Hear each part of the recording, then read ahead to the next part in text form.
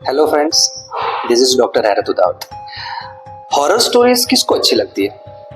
हम सबको अच्छी लगती है ना। तो आज की जो एक कहानी है वो काफी थ्रिलिंग है, तो एंड तक जरूर आप सुनना।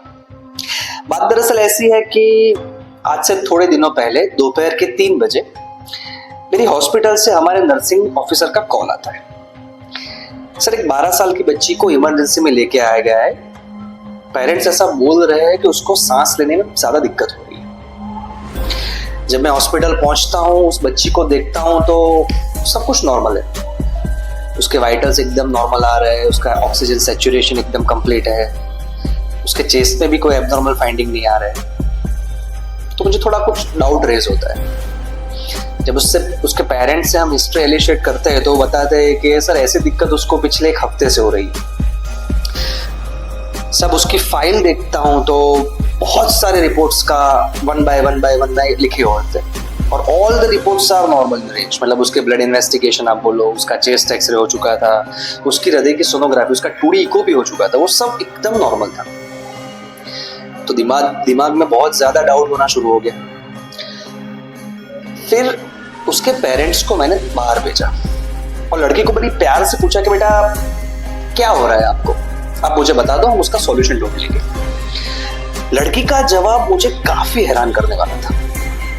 उस बच्चे ने बताया कि सर मेरे अंदर कोई है जो मेरी सांस रोक लेता है और ऐसा मुझे दोपहर के 5 बजे से लेके रात के 11 बजे तक ही होता है। उस मासूम की आंखों में एक डर था, एक घबराहट थी। फिर वो बोली कि सर मुझे कुछ हो तो नहीं जाएगा ना। बहुत ही शॉकिंग था उसका आंसर। मैंने उस लड़की को बाहर बिठाया, उसको पेरेंट्स को अंदर बुलाया। जो लड़की बता रही थी वो बात मैंने उनके पेरेंट्स को बताई। उसके पेरेंट्स फूट फूट के रोने लगे। उन्होंने बोला कि सर पिछले 1 हफ्ते से हम लोग परेशान हो गए, बहुत से डॉक्टरों को दिखाया, कुछ रिजल्ट ही नहीं मिल रहा है। थक हार के उसको हम अभी तांत्रिक के पास भी लेके गए थे। उन्होंने कुछ झाड़ फूक किया तो 2 दिन बच्ची को एकदम अच्छा हो गया, लेकिन वापस फिर से यही दिक्कत होना शुरू हो गई है। वापस उसके पेरेंट्स को हमने बाहर भेजा, लड़की को फिर अंदर बुलाया, बहुत ही आराम से उसको बताने को बोला। जब बच्ची हमारे साथ थोड़ा कंफर्टेबल हो गई तब उसने बताया कि 15 दिन पहले जब वो स्कूल से वापस आ रही थी तो उसने एक स्मशान यात्रा को देख लिया था। उस टाइम के बाद उसको बहुत ही ज्यादा डर लगने लगा था। जब उसने अपने डर की बात अपने स्कूल की दोस्तों से की तो उन्होंने उसको और डरा दिया कि तूने ऐसे स्मशान यात्रा देख ली है, अब तो तेरे अंदर भूत घुस जाएगा, तुझे बहुत सारी दिक्कतें आने वाली है। लड़की इतना घबरा गई थी कि वो अपने पेरेंट्स को ये बात बता ही नहीं पाई। उसके माँ बाप की भी कोई गलती नहीं थी। पहले उन्होंने उसके बहुत सारे डॉक्टरों से इलाज करवाया, लेकिन कोई फर्क ना पड़ा तो उन्होंने उसको तांत्रिक के पास ले गए। तांत्रिक की वजह से जो बच्ची के अंदर डर था वो और मजबूत हो गया, तो सुधार होने की जगह पे कंडीशन और बिगड़ने लगी। उस बच्ची को हमने बिठाया, उसके पेरेंट्स को उनके साथ बिठाया, बच्ची की साइकोलॉजी के बारे में थोड़ी उनको समझ ली। एक अच्छे से चाइल्ड साइकोलॉजिस्ट को केस रिफर किया। कुछ दिनों के साइकोथेरेपी के सेशन के बाद वो बच्ची के अंदर का भूत निकल गया।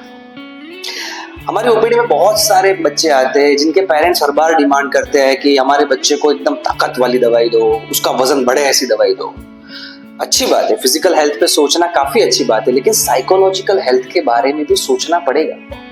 खास करके टीनेजर्स, जो 11 वर्ष से 20 वर्ष के बच्चे की जो आयु होती है उसमें उलझन और सुलझन, उसके बीच की भेद रेखा काफी पतली होती है। बच्चे बहुत ही इजीली गलत रास्ते पे डाइवर्ट हो जाते हैं, अलग अलग टाइप के साइकोलॉजिकल इश्यूज में क्रिएट हो जाते हैं। इसका बहुत ही सिंपल सॉल्यूशन है कि दिन में 1 घंटा, एटलीस्ट 1 आवर आप अपने बच्चों के पास बैठिए, उनके विचारों को, उनकी तकलीफों को समझने की कोशिश कीजिए। शायद वो तांत्रिक के पास जाने से बच जाएंगे। Thank you so much.